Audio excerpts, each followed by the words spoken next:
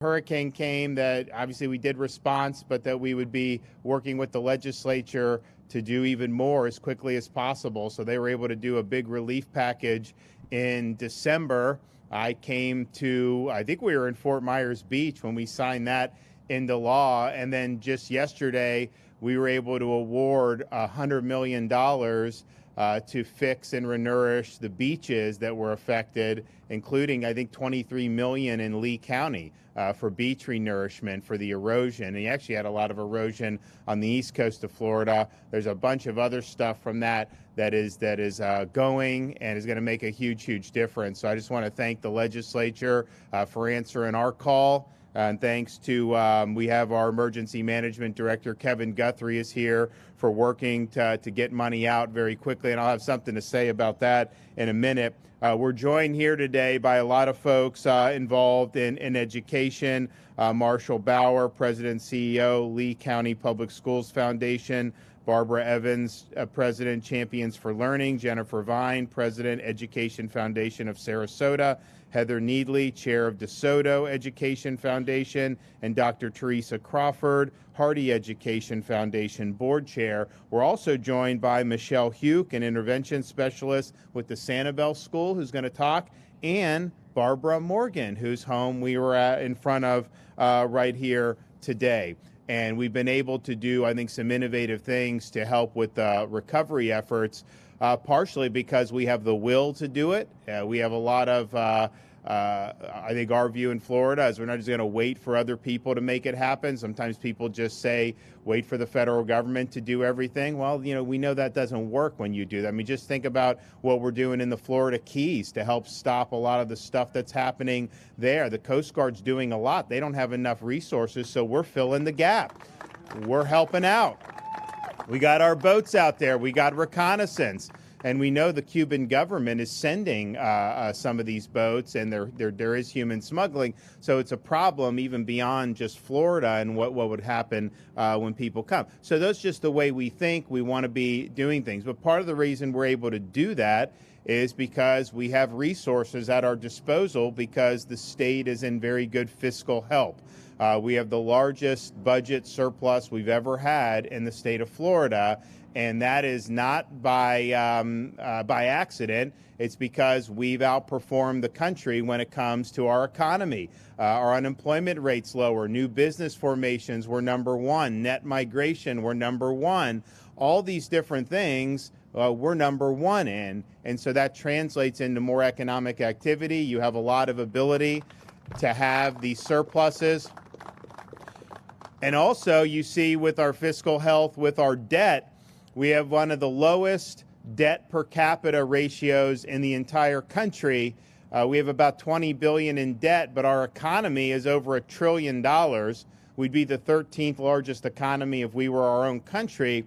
And if you look at the debt per capita that each Floridian would owe, if you broke it out, it'd be about $767 to service Florida's debt for every Floridian. Now, what does that mean? Well, the federal government is $31 trillion in debt, and if you portion that to each individual American to pay it off, would be about $92,000 per American. And so we're in very good fiscal shape. I mean, honestly, there's an argument sometimes you want to do even more debt than we have because sometimes these projects are cheaper when we had the really low interest rates. But that's neither here nor there. We've retired a lot and we'll continue to be good. So because of that, you can have great emergency response, you can have all that, but if you don't have resources, then you got to beg other people to be able to do all this. And so we've been able to step up from the state, put our money where our mouth is, and we have a lot of people in this state and really through the country who've chipped in with things like the Florida Disaster Fund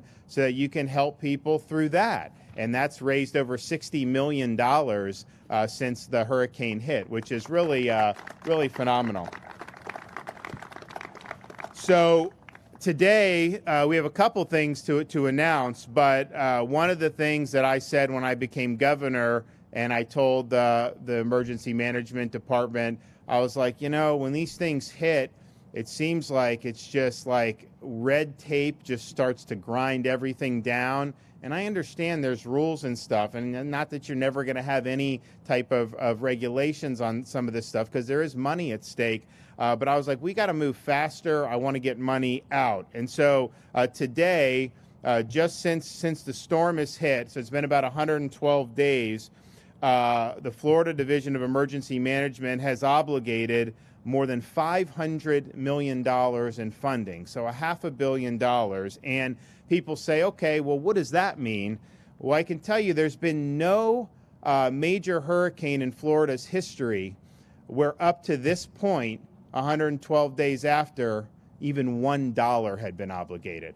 And so this is something that is going at a much better pace.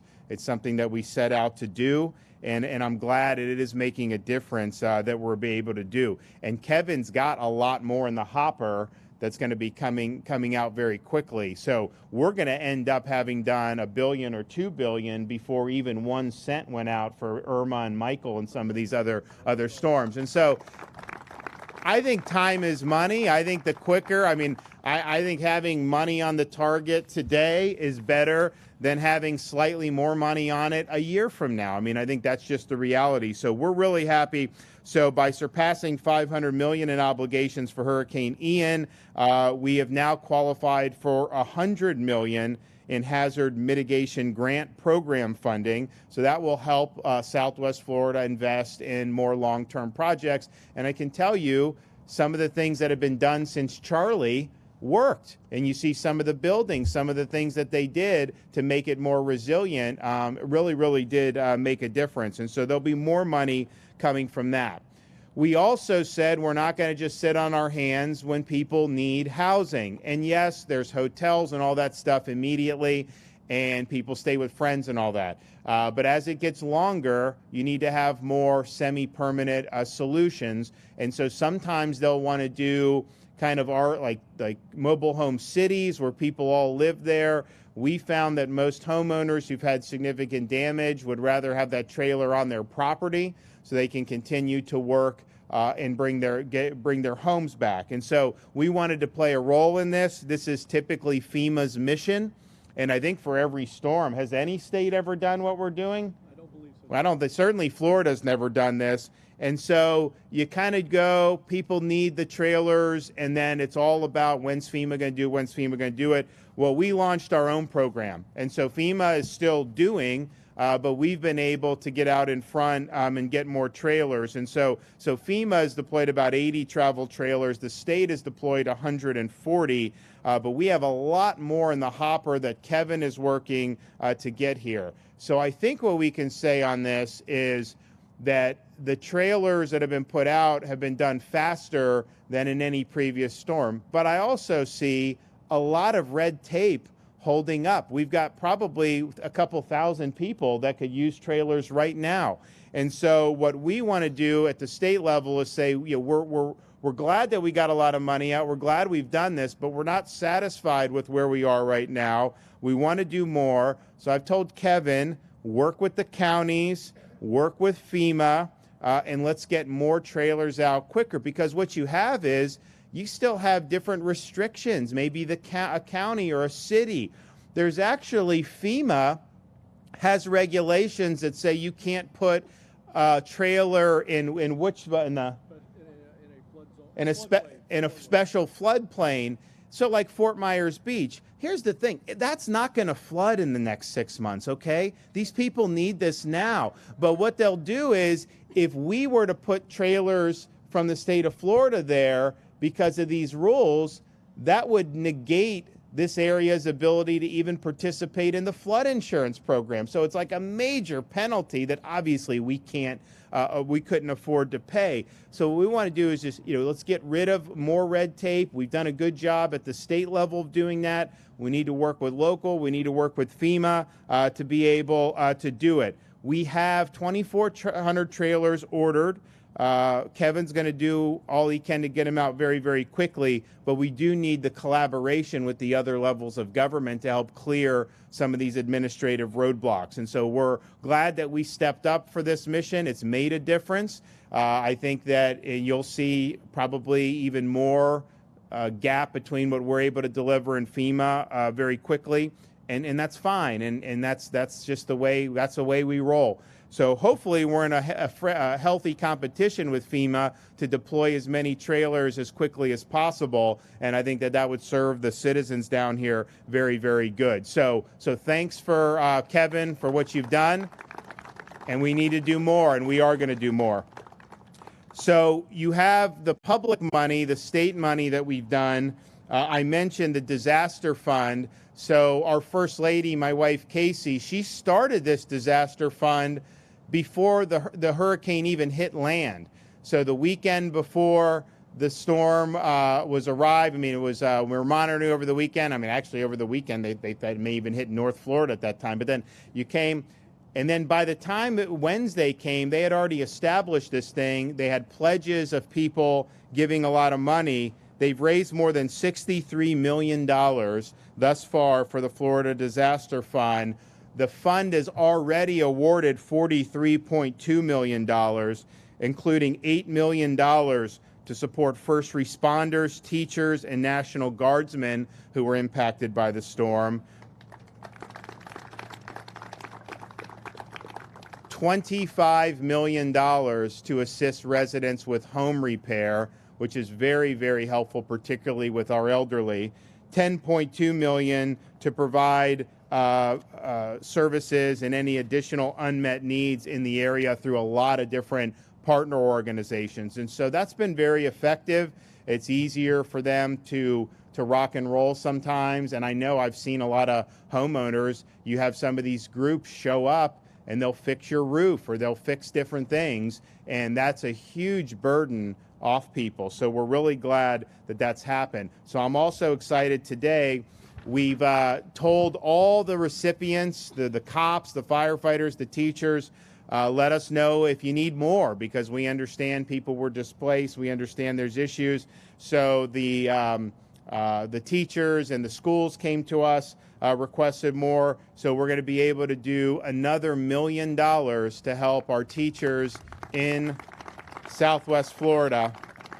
Money will go across Lee, Collier, Sarasota, Hardee, and DeSoto counties, and this will be able to help those in the school system who need help. You know, getting the schools back as quickly as they did was a huge, huge benefit, and I think that that's helped everything across the board.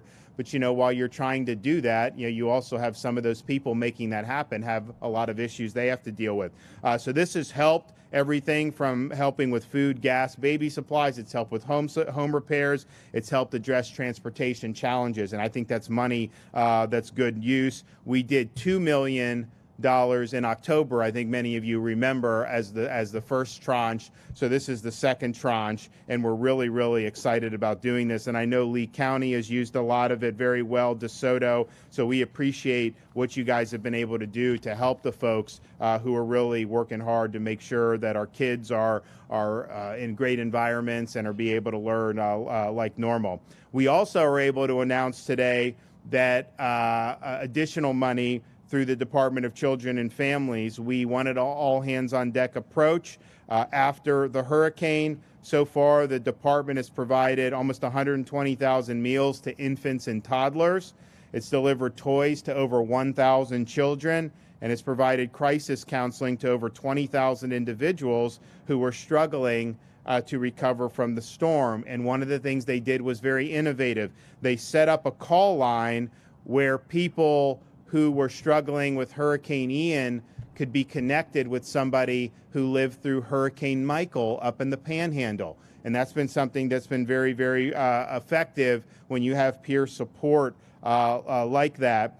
We've also used peer support for first responders and other folks who've been in similar circumstances. So this line has been very, very helpful for people, and I'm glad that they're innovating. Today, we're able to build off that success by awarding another $13.8 million in grant funding to provide additional crisis counseling and mental health support, including on-site services at family resource support centers, as well as expanding call lines and other services for survivors. And so this is going to help us make sure that anybody that needs help, whether it's just to advise on how to rebuild or somebody that's really, really struggling in more profound ways, that they will be able to get help. So we said earlier this month when I got sworn in for the second term, my inaugural address, that thank you for helping with that. We appreciate it. So I said that we had faced a significant event, that we responded very, very quickly, and we're proud of the efforts of everyone throughout Florida in that, but that we also recognize that this is something that's going to require attention in days, weeks, months, and even years into the future. And so we will be here and we will be helping. And I know you'll see me back here very, very soon with additional announcements. Hopefully, we'll be able to announce with Kevin some of the additional trailers and maybe streamline more of those onto people's property. So now, before I'm going to hear from Kevin in a minute, but before I'll present the check to the, where's our education people? Right here? Okay.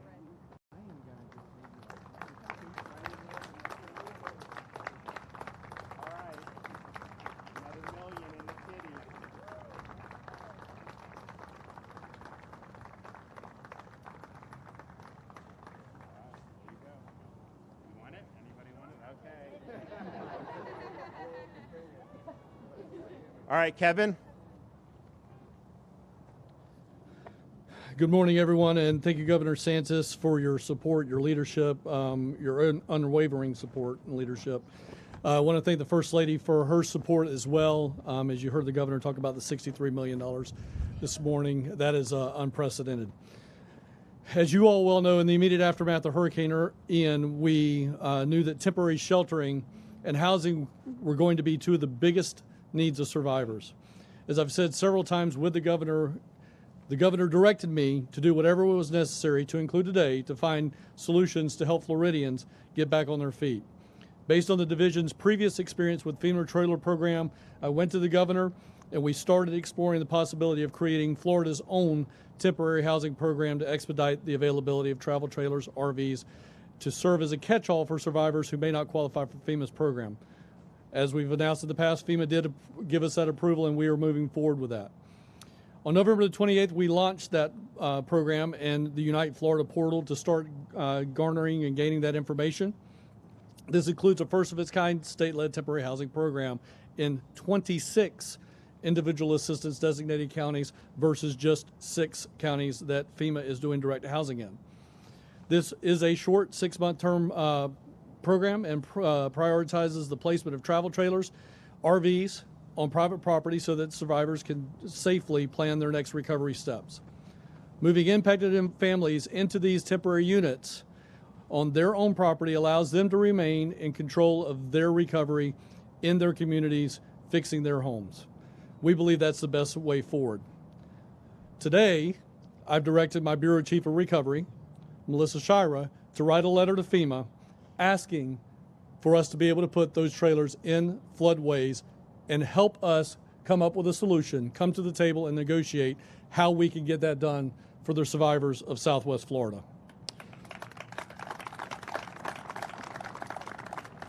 But this is just one of the obstacles we have. The Governor wanted me to go into some detail. For example, there is no uniformity at local levels on timelines, permits, inspections, required documentation, and so on within any individual jurisdiction. Today, we have 411 people waiting to go into a congregate group site. Today, we have 103 individuals that could go into a house today that are pending some type of site inspection at the local, municipal, or county level. Today, we have 33 people waiting on some type of utility inspection in this area. Today, we have 45 permits that are pending the local government to get taken care of. So these are just a handful of examples of things that we are waiting on, and we've got to cut through that bureaucracy. And again, the Governor redirected me today to cut through this red tape, and cutting through the red tape we shall, sir. We will get that done. That is going to take our local partners. So I'll be working with local mayors, local officials, local elected officials, local county administrators, city administrators to get through that red tape. I would be remiss if I didn't give you an opportunity of how if you have not heard about this, you don't know that we have this program, please go to enrecovery.fl.gov. Again, that's enrecovery.fl.gov and complete the application on our Unite Florida website to ask for housing assistance. If you don't have access to a computer, you don't have access to the internet, you can certainly call us at 1-800-892-0948. 1-800-892-0948. I speak for everyone in this community, and I want to say again, thank you, Governor, for all of your help in leading Southwest Florida recovery. There's one more individual that I'm going to take a point of privilege here, sir, for just a second. We have been here. We said that we were going to be here. We're going to be here time in and time again to help the citizens of Southwest Florida. I have an individual here today, Glenn Hammers, who's over here just off to my left. This gentleman lives in Jackson County. Some of you may not even know where Jackson County is at. It is in the Florida Panhandle, about 2 counties west of Leon County. He drives to the State Emergency Operations Center every day when he's in Tallahassee. This young man has been here over 100 days, living in your community, helping your community recover. He is literally my right-hand man here. And Glenn, thank you very much. I appreciate your help.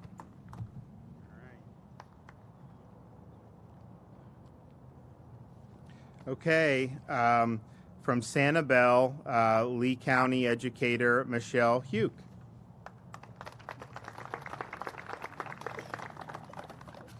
Did he say 112 days? Okay, just letting that soak in.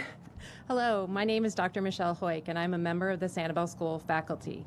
Right before Hurricane Ian hit, my husband and I left our home behind, Shell Point.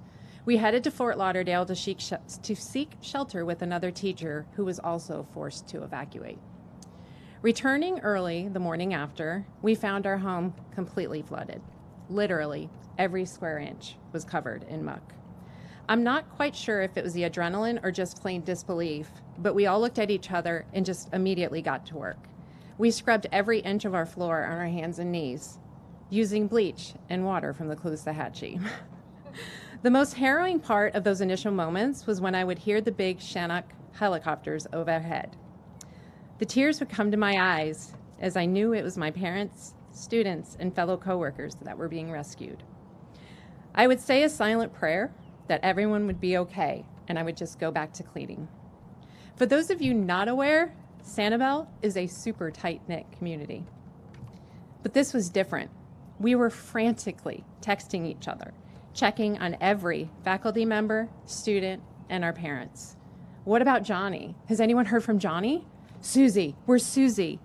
One by one, we received confirmation that every student, staff, and teacher was alive and well. There was so much love and gratitude that we felt. Despite taking out walls, running dehumidifiers, and air purifiers, we continued to live in our home. FEMA eventually visited and said we were eligible for a trailer. Even though we got approval, we spent forever waiting because of the FEMA backlog.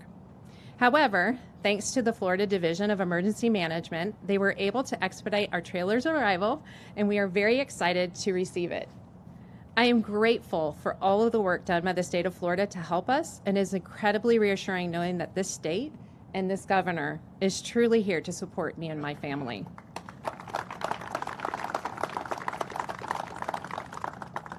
The first day that the Sanibel School reopened on San Carlos Elementary campus, I was there to greet our students, parents, and faculty members.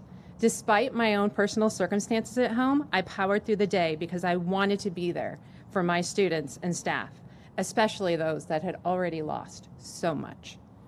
I wanted them to see a smiling, familiar face and to give them a reassuring hug to remind them that everything was going to be okay. I'm incredibly grateful for all of the monetary donations people like me and my fellow teachers have received through the Education Foundation. This financial support was made possible through the Florida Disaster Fund, and these donations are a huge help to us teachers, and it truly shows that the state of Florida and the governor is looking out for us. I would like to take this opportunity to personally thank some of the people that have been instrumental throughout this ordeal. My fellow teachers that helped me clean an awful mess. My assistant principal, Jen Lusk, who offered me living accommodations even though she was unsure of the status of her own home. The coworker that dropped off a generator, delivered a pizza when I was absolutely starving, and drove back to check on me countless times after. My principal, Jamie Reed, who has remained steadfast amid such a crisis. The Lee County School District and our superintendent, Dr. Bernier, his cabinet, and our parent liaison committee has offered so much support.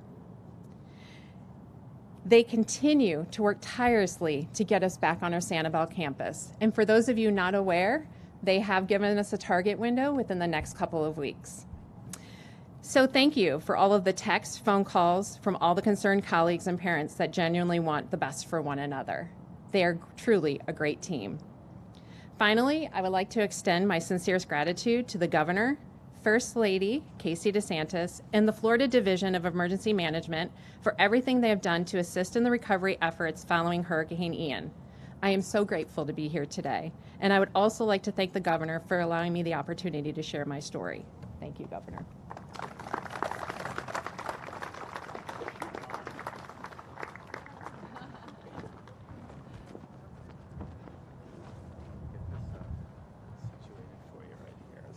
I speak pretty loud. Well, you got boom mics right there, so just let her rip. I'm very nervous, and this is not a trait with me. I can talk to a wall. But anyway, I wanted to say how grateful I am to the governor. When Ian came, I had to leave, went in with my sister-in-law in Elva. When we came back to find out that my house had 6 foot of water in it. Furniture was floating everywhere, out in the yard and everywhere. My son had to drill holes in the wall to still had 1 inch of water in it and 2 inches of mud, and we got all that out. But what I really want to say is thank you to all the people that helped me. I belong to Touts Methodist Church, and a lot of them are snowbirds. So I was offered a home to stay in because I had no place to go. We couldn't find any rent here in Florida. FEMA gave me $2,500 for 3 months of rent, and you could not find a place under $2,500 a month unfurnished. But anyhow, I went ahead and stayed with them, and as their families came this time of year, I had to move on. But I was blessed. 2 days before I had to leave, somebody would be going and all. And even to this day, I have to leave Pat's on the 16th, and lo and behold, on the 14th, my mobile was ready to come into, and I didn't have to move on to anything else. But what I want to say is I started this. I wanted to let everybody know the phone number and everything for this Florida Disaster State Program, because I started this after seeing a phone number. There was a lady on Fort Myers Beach with Fox 4, and she said she was having a hard time getting a camper or something to live in, and she got one of these and put the phone number on it. I went from there to call. The next day, somebody called me back, which I never got a human voice before. Anyway, they called me back. The next week, somebody called to want to check the premises, see if it could come. The following week, they called me and said, could somebody move the car out of the driveway? Here it is. And the following week, the biggest problem I had was with our county getting the permit to get the meter in. It was not with the disaster program. But I got some good girl there that said I worked my way into her heart, and she called a department. The man's name is Nathaniel. Came out the next day. I was on a Thursday. Came out Friday morning and okayed everything. And I thought, well, that was on a Friday. And they said, well, I'll take Saturday, Sunday, and then Monday was a holiday. It'll be next week before I get in again. So I have to find someplace for 2 days. But beyond my knowledge is I got a phone call Saturday at 3 o'clock. It was Kiona from the State Disaster Program. And she said, when can you, ask me my name, and when can you come to get your key? I said, anytime next week will be fine. And she says, you can't come today? I said, oh my gosh, yes, I can be there in 5 minutes. Where are you? When can I meet you? And she said, I'm sitting in your driveway. And I thank her thank you. I moved in Saturday, brought her stuff over, and we slept here last night. And I didn't really realize for all the help I got and every place I was welcome, how good it is to have my place back. And I have it for 6 months, they said. And I also I have to say thank you to the whole team, the whole staff. The guy who gave it, brought it, Jeremy, who contracted it, he calls me all the time to see everything's okay. FDEM maintenance group, there was a couple glitches. I called them, they were there 2 hours later and fixed it. And everybody's been just so wonderful, and I just want to thank you very much from the bottom of my heart. Yes. That's all. And I'll give you a hug. Yeah, Okay. of course you can. So happy for you. And all I care is that this program is going to, and the number will get out, and people can be helped. Yep. Thank you so much. All right, thank you. Appreciate it. Yep. Okay, so we have a mission. We're working to fulfill it. Done good, but need to do a lot more. And so we all have our marching orders. With these permits, we gotta get those moving quicker on the local level. I think it's really important. And this these days that we can get people in earlier makes a huge difference. Okay, with that, I take a couple questions. Yes. Sorry, jumping right in here. A lot of people are having trouble with their HOAs, specifically putting trailers on their own property. What do you want to say to HOAs that are pushing back on homeowners that can provide their own trailers? Well, I mean, we want people to be reasonable, okay? I understand HOAs. Honestly, sometimes they can be a pain, but sometimes they keep the neighborhoods good because you could have one person that could do really dumb things. So I get it. But we're in a situation now where people need a place to stay. To be able to stay in your own driveway and work on your own house is so much better than having to commute into some type of trailer city that's made on an ad hoc basis. And I know a lot of people don't really want to do that. And so I would just tell people to be reasonable, be accommodating, and just understand this is a once in a generation type of situation. It's not like that's going to be there for 10 years, but for a short period of time, it can make a big difference for a lot of people. Or for Mr. Guthrie, there are a lot of trailers up in Punta Gorda. Do those belong to the state? Are they a part of this program? So the question was about the trailers that are up in Punta Gorda. There are a lot of trailers up in Punta Gorda. That actual vendor that's storing those are actually a lot of those are MHUs. They're not actually travel trailers or mobile home units. So that's a different qualification program for FEMA's direct housing mission. We do not do mobile homes. We do travel trailers like you see behind us, but we do use the same vendor. So there may be a handful that are ours as well as the mobile home units that are FEMA's. This question as well. I was just wondering about some of the waterway debris cleanup in St. James City. Is there a timetable? How many barges are out there for cleanup? So the question was about St. James City specifically and the waterway debris removal. I do not know how many are out there right now, but here's what I would say. The hardest debris for us to pick up is waterway debris. Where you have these big trucks that you've seen come up and down the roadways. Those are 100 cubic yard trucks. We can only pick up debris on the waterway about 10 cubic yards at a time. So we'd have to have 10 boats to equal one truck. So we're working on that, but as I've said in the past, and I'll say again for expectation setting, we may be picking up waterway debris in the mangroves here in Florida, in Southwest Florida, for the next 9 to 12 months. That is going to be a long-term. That is going to be a labor of love to get all of that out of there. So please be patient with us. We are working it as fast as we possibly can.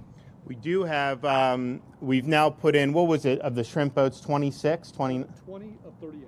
So, remember those shrimp boats were so of those, 20 of them are now back in the water, and they're working on getting some of the others back in.